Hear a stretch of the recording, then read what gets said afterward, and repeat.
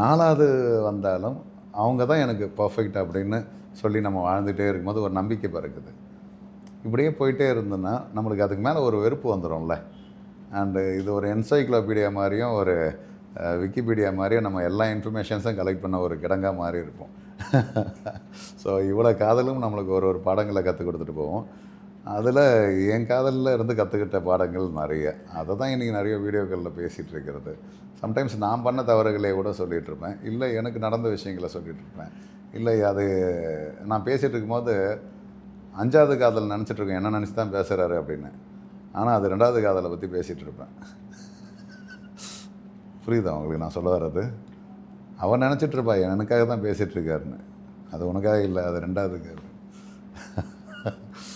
நான் இங்கே நீங்கள் நல்லதை மட்டும் பாருங்கள். ஏன்னா அவுரங்கசீப்போட மகன் தான் ஷாஜகான். ஷாஜகான் ஒரு காதலுக்காக தாஜ்மஹாலை கட்டினாருன்றது தான் வரலாறு.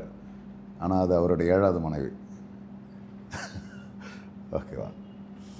ஆனால் காதலை அவ்வளோ போற்றி அவ்வளோ தூரம் இது பண்ணோன்னா அவுரங்கசீப் அப்பான்னு கூட பார்க்காம சிறைப்பிடிச்சு வச்சார் ஷாஜகான். அப்படி ஒரு மன்னர் அப்படின்னு. சரி, நீங்கள் எதை எடுத்துக்கணுமோ அதை மட்டும் எடுத்துங்க எல்லாரோட லைஃப்லேயும். நீங்கள் ஷாஜகான்னு சொன்னாலே தாஜ்மஹால் ஞாபகம் வர மாதிரி, அவுரங்கசீப்பை சிறைப்பிடிச்சாருன்னு ஞாபகம் வரல. ஸோ அந்த மாதிரி ஆல்ஃப்ரட் ஜோஸா எது ஞாபகம் வருமோ அதை மட்டும் ஞாபகம் வரட்டும்.